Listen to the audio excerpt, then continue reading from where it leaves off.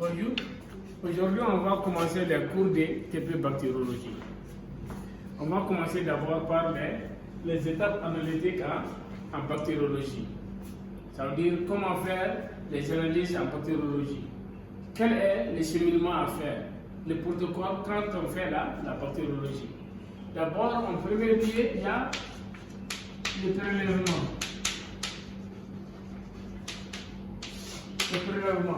Le prélèvement, c'est une étape très cruciale, très importante. Au moins de l'erreur du prélèvement, vous allez voir, vous allez fausser les résultats. Vous allez cultiver autre germe à la place du patient.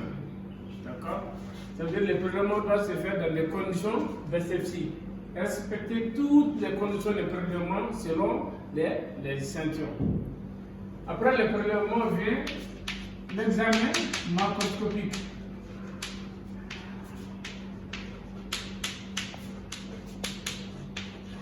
L'examen macroscopique, ça veut dire ce qu'on peut voir à l'œil nu, à travers l'échantillon. Vous prélevez les patients, si ce sont des urines ou les prélèvements vaginaux, vous regardez l'échantillon à l'œil nu. Vous allez prendre les caractéristiques. Tous les échantillons en bactériologie ont des caractéristiques normales et des caractéristiques pathologiques. Après l'examen macroscopique, on va faire l'examen microscopique. Ça, c'est à l'étape du microscope. L'examen microscopique comprend deux phases. On a d'abord l'état frais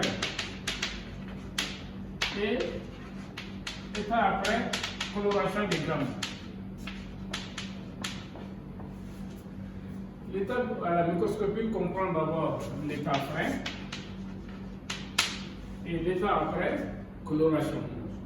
La coloration des grammes permettra ici de voir la morphologie et les grammes en quelque sorte. D'accord? Après l'examen macroscopique, on va venir à l'examen à la culture. La culture dépendra de l'examen au gramme. En fonction du gramme des bactéries dont vous allez voir, vous allez sélectionner les milliers de cultures en fonction de la coloration des grammes. Et vous allez incuber. Après la culture, vous allez incuber à 24 ou 48 heures, selon les germes. Si les germes étaient thermotolérants, vous allez incuber ça à 48. Si c'est un germe qui est mésophile, vous allez incuber ça à 37,6 degrés Celsius. D'accord? Après la culture, le lendemain, vous allez voir des colonies sur les milliers de cultures. Vous allez faire la coloration des grammes encore. C'est pour voir, est-ce que, à l'étape ici de la coloration des grammes, est-ce que ce sont ces mêmes germes-là qui ont poussé sur les milliers de cultures? Après, vous allez faire la catalase. La catalase et l'oxydase. Ce sont les critères d'identification aussi qui permettent de classer les bactéries. Après, il y a l'uréase. Ce sont des analyses aussi qui permettent de classer les bactéries. Après la catalase, l'oxydase, l'uréase, vous allez faire la galerie classique. La galerie classique ou l'abus. C'est ça qui détermine maintenant l'analyse biochimique maintenant de la bactérie. C'est la galerie ou l'appui qui nous permet de donner maintenant le nom de la bactérie. D'accord? Et après, on fait l'antibiogramme.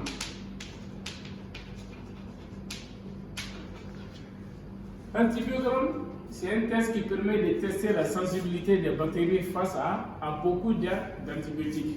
D'accord? Vous allez voir ici, on a le nom de la bactérie. Ici, on a l'antibiotique efficace pour tuer cette bactérie. D'accord? Vous allez cultiver la bactérie, mettre ça sur la zélose biliaire ou la zélose au sang pour des bactéries exigeantes. Vous allez déposer sur ces milliers-là des antibiotiques.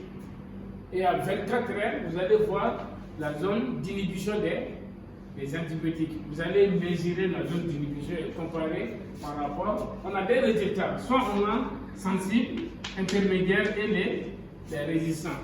Ceux qui sont sensibles sont ceux qui tirent réellement la bactérie.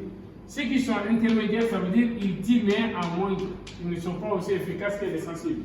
Mais par contre, les antibiotiques qui sont résistants à l'élevage, ils ne sont pas tués la bactérie. D'accord?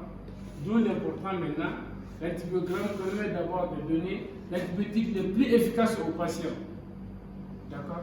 Voici les étapes analytiques en bactériologie. C'est le cheminement à suivre depuis le prélèvement jusqu'à l'identification de la bactérie, jusqu'à l'antibiotique efficace contre cette bactérie. Je vous remercie.